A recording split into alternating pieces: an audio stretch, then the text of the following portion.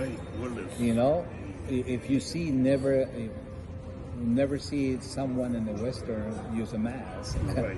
But in Asia, yes, they have a cold, they use a mask. Right. And the reason is because after the World War II, they start using the mask for preventing infections. True. That's as badly. Japan also. Also the Asian countries, yes.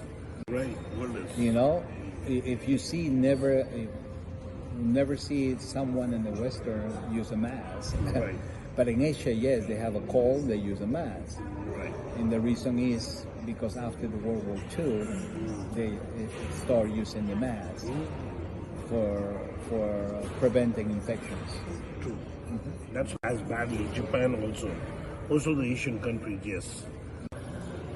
Good morning, ladies and gentlemen, globally, and in Juarez, we are in Mexico, which is bordering El Paso, Texas, and we have the honor today morning to have coffee with our honorable guest, the future Secretary General of the United Nations, which represents 193 countries, and Dr. Percy Tamayo, who is of Peruvian descent and came to the United States at the age of 17 for his further education. And his father was the founder of the United Nations. His uncle ran the United Nations as the Secretary General for 10 years, between 1980 to 1990. He also has 10 doctorates, some in law, some in finance, economics, and spiritualism, or divinity. And we have the pleasure, and we all recommend globally that Dr. Percy Tamayo should be the next Secretary General. The reason being, he is well acquainted with all the countries in the world, because he grew up in a family which is the founding family of the United Nations. In addition to that, he's a Latin American, and being in the corporate world with Chrysler, Lee Iacocca, he has worked with him, the corporate world's the icon that he was. So he has the experience to run United Nations and bring peace to the world. Honorable Dr. Percy Tamayo, please welcome to FOSAC.tv and USGBF.tv. And the first question for you, Dr. Percy, is can you please introduce yourself to the global audience and why you qualify to be the perfect candidate to be the Secretary General of the United Nations? Well, first of all, good morning, and thank you for being here in Ciudad Juarez, Chihuahua, Mexico, and to enjoy a beautiful Mexican breakfast together. Thank you, sir. Well, I dedicate my life to humanity, actually. I am the High Commissioner for Human Rights for the World Humanity Commission. I have been with United Nations literally all my life. My father and other leaders, they got together in San Francisco to establish the United Nations. That's exactly After the World War II. Yes. 75 years ago. Right. And In 1946, right? And the reason why the United Nations was established was because they need an organization not just to unite it, but an organization to help countries to achieve their goals. In that time, the word sustainability wasn't exist, but was there. You know, everybody was looking to be sustainable. I think a lot of countries didn't like to call third world countries, and that statement is wrong. It's not a third world country.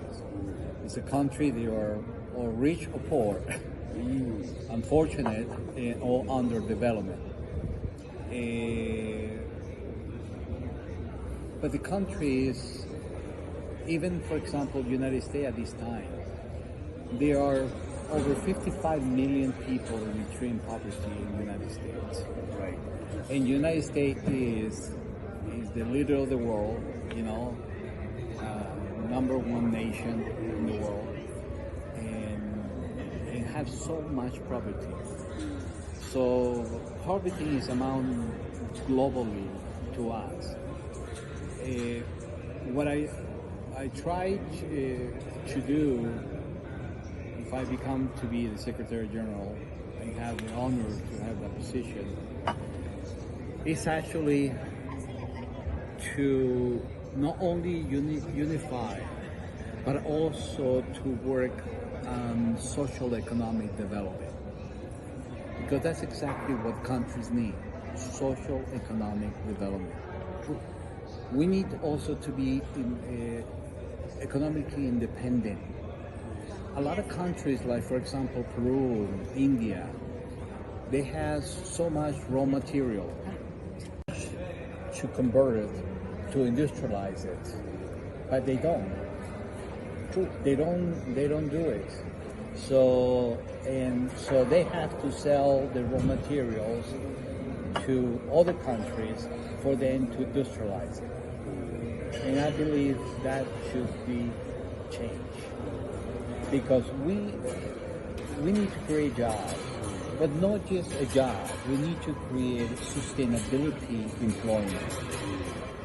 We need to create something that is going to be for a long time, not just for a few years or not just for 1 year. I disagree in how has been handled so many free trade agreements, because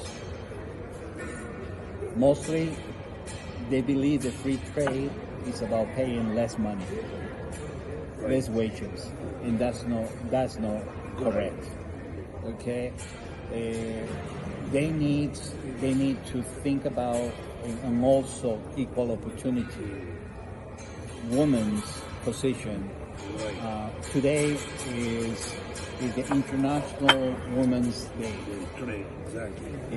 And we still see so much difference in salaries between the men and the women. That has to be changed. Yes. It's not just to say in March 8th, yes, today is the International Women's Day, and now, you know, we need to change that. No, we don't need to remind us on that date to think that we have been doing wrong to the women's ability.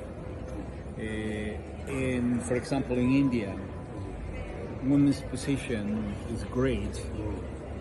They work so well. They are very talented, very intelligent. It's no different between a woman and a man. So why we should pay less money to a woman than a man? There's no logic. I don't see that logic. And I wanted to establish that we need to work on equal opportunity and equal gender, and we need to work on equal development. We need to equally develop our countries in need. Let me go back to let the audience, global audience of 2 billion population, FOSAC TV, represent people, voices of South Asia. Since you are born in the family of the founding fathers of the United Nations, can you tell us how did your father's concept get accepted? And as an NGO, I think it is the world's biggest success story, how United Nations was born. Because people like us, we grew up knowing that United Nations is there. So your father must have told you, how did the idea creep up? After the idea, how many countries accepted the ideas? I believe it was not called United Nations, it was called some region or something. In the beginning. Yes, so if you can give us the Tell the story of Well, the reason was United Nations was created.